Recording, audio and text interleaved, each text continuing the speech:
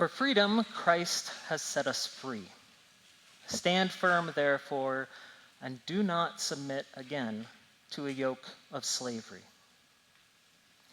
We're in the midst of a few weeks of readings from Paul's epistle to the Galatians. Historians place this as one of Paul's earliest letters, and in it, we get to see his full personality on display. Cutting straight to the point, as he also does, the main focus of Galatians is Paul's opposition to what we would call cultural imperialism. Paul and his friends had helped found the church in this Greco-Celtic area of what is now central Turkey. After they left, other Judean Christians began coming to the area and unduly influencing the local Christian practices, leading the Galatians to think that in order to truly honor God, they needed to adopt ethnically Jewish customs. Chances are that the visitors were well-meaning. However, having grown up under certain cultural traditions, they, like many of us today, had confused what it was to follow Jesus with the sorts of behaviors, practices, and ideologies that had informed their own development. The arguments likely went something like this. Jesus was Jewish, and the way we've always done it is to gather for worship on Saturdays, not Sundays. If you switch your practice by just one day, that would make you a little more like him. And everyone knows you have to be like Jesus in order to follow Jesus, right?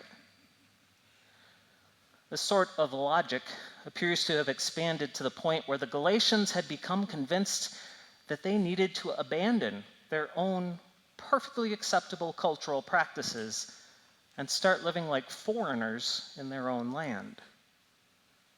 Throughout the rest of the letter, Paul's arguments focus around one of the most ancient Jewish traditions, male circumcision. Although common practice amongst Abrahamic communities, even to this day, circumcision appears to have been utterly foreign to the people of Galatia, and I would expect something of a barrier to conversion, at least for any men. Yet the Judean guests had convinced the Galatian Christians that this, too, was necessary to prove one's commitment to Jesus and to cement one's standing within God's covenant to Abraham. Paul is having none of it. After a brief formal opening, he skips his standard litany of praise to God and jumps straight into his topic, declaring that the people are deserting the one who called you in the grace of Christ and turning to a different gospel, one he quickly describes as a perversion and even something accursed.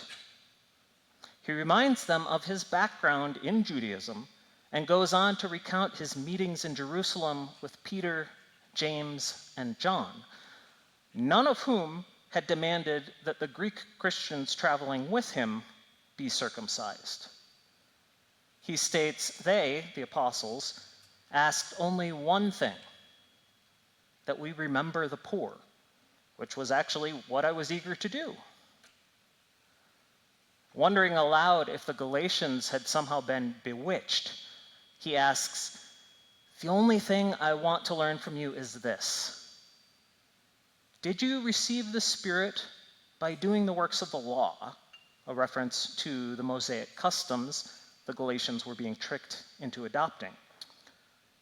"Or by believing, that is, pledging yourselves to what you heard? Are you so foolish? Having started with the Spirit, are you now ending with the flesh?" This is a reference to the ancient understanding of what a human is. The flesh is essentially the body as meat. It's formed from dust and is, in and of itself, dead.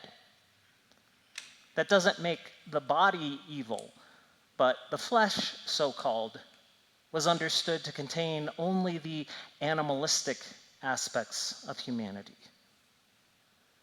The breath, aka spirit, draws from the divine and animates the body. The combination of these two creates the soul, the unique individual and personality, what we might call the self.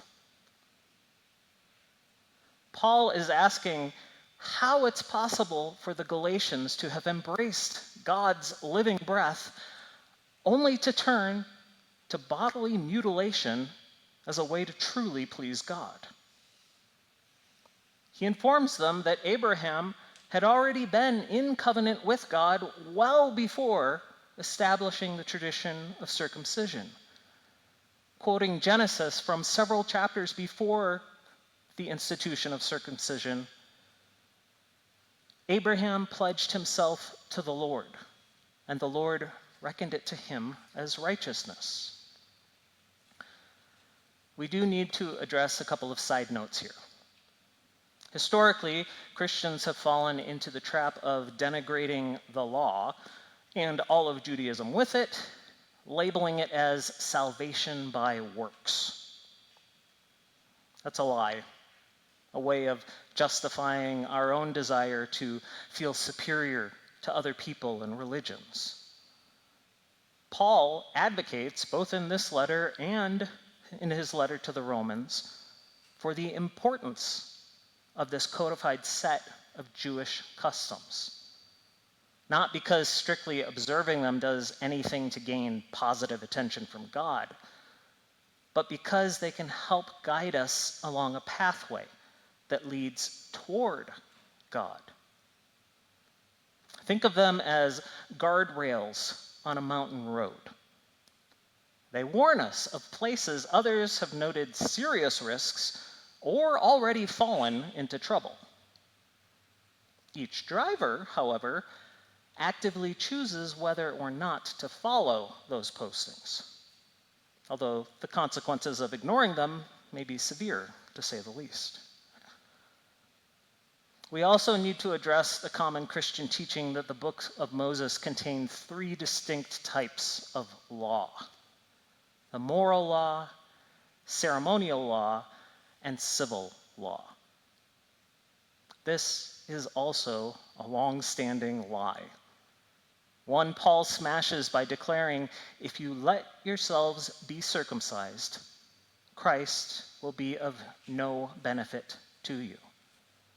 Once again, I testify to every man who lets himself be circumcised that he is obliged to obey the entire law. James echoes the same point when he says, whoever keeps the whole law but fails in one point has become accountable for all of it.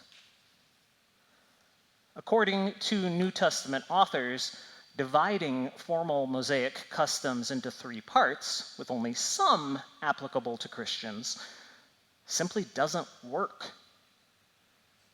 If you want to keep the law, any of it, including the Ten Commandments, you're free to do so. Just make sure that you follow it in its entirety. Sabbath observation. No shellfish or pork products. Gathering at specific locations to offer burnt sacrifices at certain times of year. Men, never again using the same chair a menstruating woman sat on. Paul and James argue that when we try to pick and choose, we've set ourselves above the law and have, therefore, constructed a new, selfish, and frankly powerless law founded only on our own cravings. This is important to remember when we come across Paul's vice lists. Our tendency has been to interpret them as catalogs of specific sins that even Christians need to avoid in order to satisfy God. But that isn't the point. Scholars note that Paul quotes those lists from contemporary cultural sources. And he does so to establish a contrast for those reading. In Romans, for example, he sets his audience up with a list of people and practices from other cultures that Romans already despise, only to flip that sense of condemnation onto their own heads by showing them that their behaviors of nursing grudges, envy, and rigid judgmentalism are just as bad, if not worse, than the other people's supposed evils. In the case of Galatians, Paul is setting up a contrast between behavioral examples that can warn us when the flesh, again, that animalistic and essentially dead part of humanity, is leading the way. And for clarity's sake, we need to put that vice list into modern language. Paul is pointing to, quote, whatever is pornographic, impurity, molestation, idolatry, drug abuse, hostilities, discord, extravagance, unrestrained emotions, electioneering, yes, it is a political term, insurrections, sectarianisms, envies, continual drunkenness, revelry, and things like these, unquote. How much of that sounds familiar in either ourselves or our society? Now, the presence of those things doesn't mean that God is actively looking to cast anyone into hell, but seeing them is a strong warning that something is desperately wrong and change is necessary if we want to return to a path toward life. Likewise, the fruit of the Spirit, the translation of which is still current, isn't a checklist of what's required of every Christian life at every moment of every day. These virtues naturally arise as signs that we're heading in the right direction.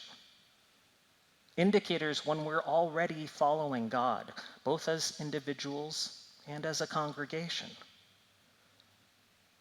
None of them are reasons for pride, but lacking one doesn't condemn. Noting where we're weak, however, can help us avoid stumbling down a route toward vice. With the fruit of the Spirit, Paul is reminding the Galatians what Christianity actually looks like. It isn't found in certain customs and practices, no matter how traditional or morally supportive they may be. You won't find it through scarring your body or avoiding certain foods or adopting strange behaviors. He emphasizes that Christianity can't be codified or legislated beyond one simple statement. You shall love your neighbor as yourself. And please don't make love more complicated than it is. Each of us know instinctively what's good and respectful and compassionate. So when you find yourself needing to justify how the choice you're making is loving, maybe slow down and take another look. Now, that doesn't mean that we won't run into unfamiliar situations and complicated choices with differing options of what may be helpful or harmful. But most of the time, a simple kindness check. How would I feel if someone was doing this to me? That'll give you your answer on the spot. Though we know what following Jesus looks like, no one can compartmentalize what it is to be a Christian. If the apostles weren't able to in the first century, we certainly can't now. That's because Jesus' incarnation, teachings, crucifixion, resurrection, and ascension aren't enshrined in rules or customs or regional cultural manifestations. Christianity isn't bound to specific practices or actions. It isn't found in lists of what you should or shouldn't do, or what you can and cannot think. Being a Christian is a core identity, an embodied reality as an image and representative of our generous God. It's a freedom found in living, in breathing and following God's breath, on acting within the cosmic certainties built on love, joy, peace, patience, kindness, generosity, faithfulness, gentleness, and self-control. The Christian life is not found in rules and dogmas and blind self-certainty. Rather, it demands the flexibility and creativity necessary to respond to changing circumstances and events. Christianity is forged in freedom, but not the freedom to indulge our own passions and seek our individual interests at the expense of others. To be Christian is the freedom to conduct ourselves and interact with those around us apart from the instinctive desire for control and enforced conformity. It's the opportunity given us to manifest God's unmitigated presence, to become active reflections of our generous, loving, and life-giving Creator. So I remind you, for freedom, Christ has set us free. Stand firm, therefore, and do not submit again to a yoke of slavery. Amen.